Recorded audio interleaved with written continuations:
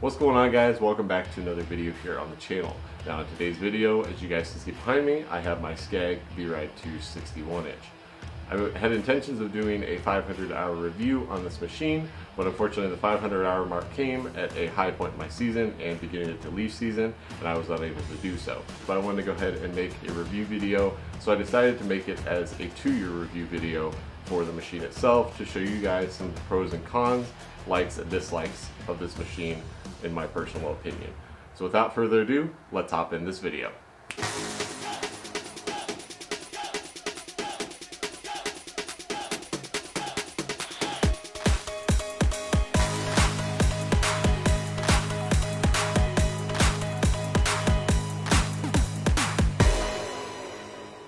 I'm just going to take a walk around the machine and show you guys the features that I do and do not like about the machine, if there are any to mention. Starting off here in the front, I do like the flat free front casters. You don't have to worry about punctures or anything like that, and I also have the Tweels on the back, so it's nice to not have to worry about downtime for flat tires. But I will say the only thing that I don't really care for with the flat frees is when they get really warm. If you go off the edge of like driveways or anything like that and you're going onto any area that is a little bit of a drop off, if you try and pull the machine back up and onto the pavement or concrete or whatever on, sometimes those tires will compress against the edge of it and it won't actually roll up and over the pavement edge or the concrete edge.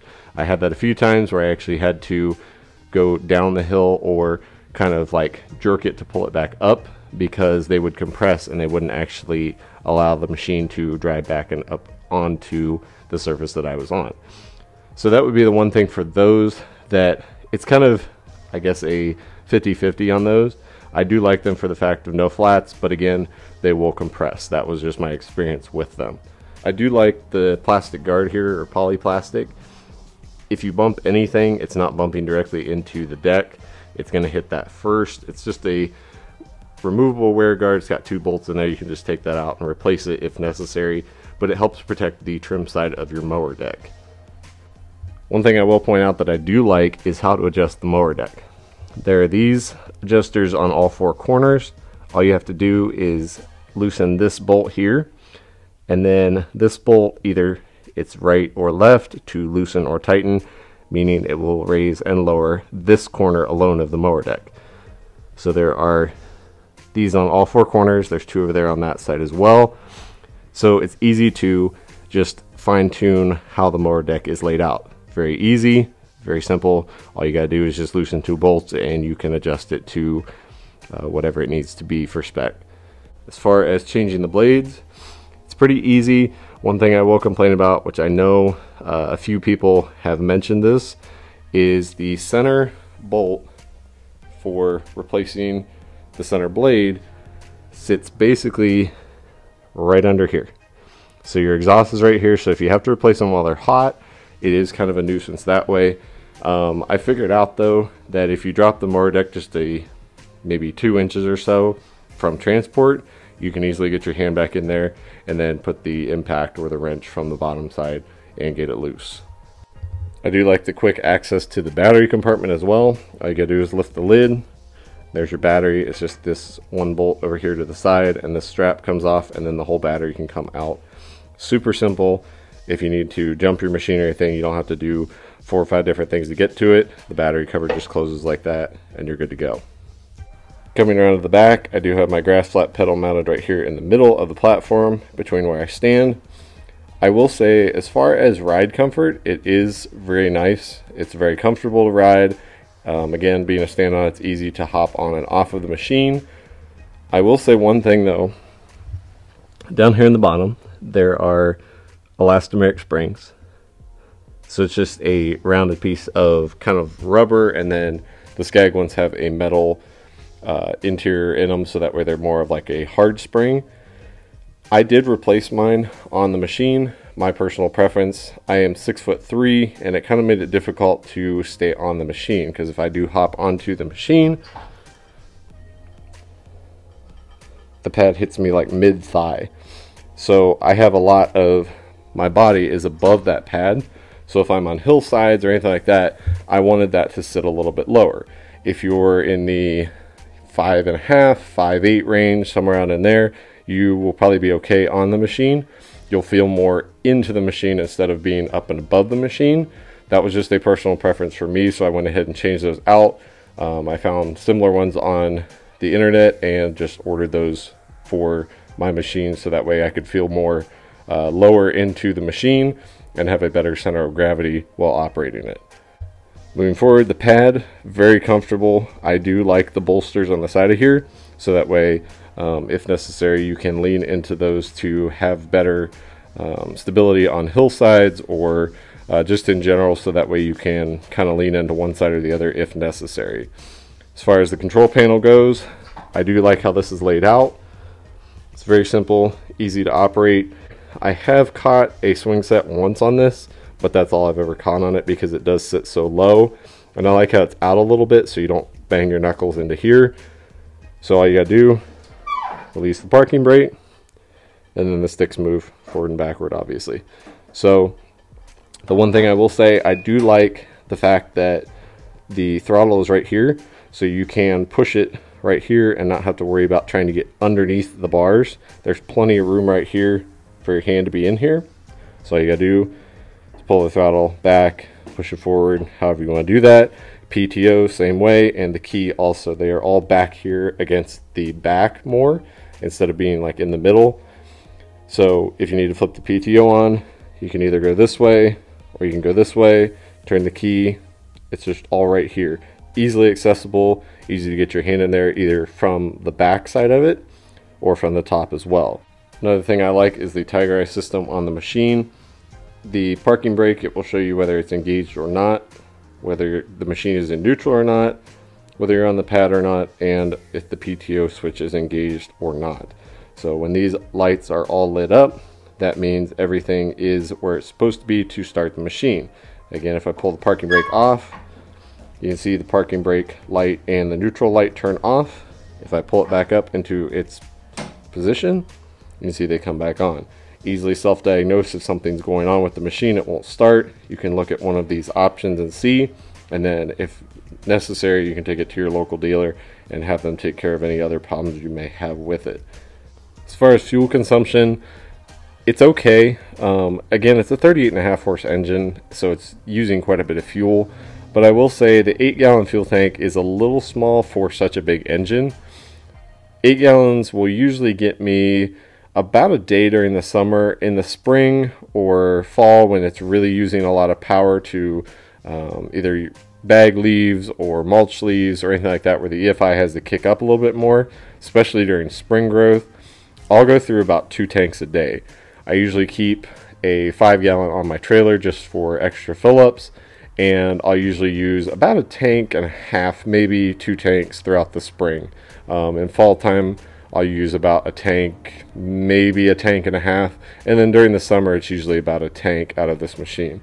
So honestly, it's not bad for the 38.5, but I feel like you could get a little bit more fuel capacity into this, maybe a 10-12 gallons on here, and you'd have a longer run time between fill-ups. The other thing is, I noticed a lot of people talking about the fuel gauge and why it's not on the Tiger Eye system. My personal opinion, I would rather have it right here. I like to see the physical fuel gauge where it's not mechanical. It's just a float inside there letting you know how much fuel you have. I would rather have it on there than have the electronics inside of the Tiger Eye system, me personally. So I don't mind having that on there. As far as the deck lift goes, for a 61-inch deck, it's not bad. It is a little heavy because of how heavy the deck is. But honestly, it's not too bad if you get some leverage. So I just put my knees into the pad in the back and then just pull up with your arm. It's not that hard. It is harder, obviously, on a stand-on to feather the deck. So that would be the one thing that I would say, you know, it's a little bit harder. But honestly, if you know your properties, you'll know where the bumps and things are on them. So you'll be able to feather the deck a little bit with that rod for the deck lift. As far as changing the deck height, seems very, very simple. It's just a quarter turn. Pull this out, find where you want to put it in, push in, quarter turn, it drops down so that way it can't come back out. It's very nice, so that way you don't have to worry about that pin falling out and having the deck drop or anything like that. The other nice thing is you can see right here all the inch increments. They go up from 4.5 all the way down to 1.5. The nice thing about it is on the inside you do have those numbers again right up through here, so you can easily see them as you're on the mower, so you don't have to look on the outside. You can look on the inside and stick the pin through for whatever height you're cutting at. One other thing I'll point out too is the vacuum underneath the deck is very, very good. It has regular standard lift blades. There are no real high lift or anything like that, but it always cut very well. The baffle in the front is adjustable, so you can adjust it up and down to fit whether you're going through thick grass or very thin grass or weedy lawns or anything like that. You can adjust it to fit what you're cutting. So that's really nice to make sure that every single property that you cut, whether you're in the south with some of the thicker lawns down there or high moisture up here in the north or wherever you are, you can adjust it to make sure that it is perfect for the conditions that you're cutting in. One of the big questions that I get all the time is, how do you like the FX1000 EFI? I absolutely love it. 100% would buy that motor again. It performs flawless. It is very smooth running. It's a little bit heavy on fuel consumption, but honestly for 38.5 horsepower operating a 61-inch deck, I don't expect much less from it. The one thing that I will say is, like I mentioned earlier with the limp mode on it, it is electronic, so it knows and it can sense whether you're in thicker lawns or thinner lawns and do better with fuel consumption. One of the last things I want to bring up was maintenance on the machine. So overall, your maintenance things are going to be greasing the machine, oil changes, air filter, spark plugs, all that kind of stuff. Right down in here, it's an easy access to the oil filter and also the oil drain. The nice part about it is this oil filter is right out here in the open, so you don't have to worry about having to get your hand back in somewhere or get the wrench back in there. And then right down there is your oil drain, and it goes right inside the wheel here, right down there to the bottom, and you can stick a pan down under the inside of that tire, and then as soon as you crack that valve open, it has a hose that runs right down there, so you don't have to worry about the oil spilling out all over the machine. Other nice thing is, right here's your spark plugs. Then you got your valve covers, your air filters right up here on the top. Everything is easily accessible. The other nice thing is, for greasing the machine, all the grease zerks are easily accessible. So you've got the ones here for the deck lift, right there, and over there.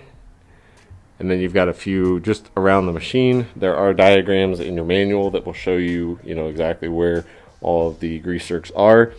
But the ones you want to really watch out for are the spindles.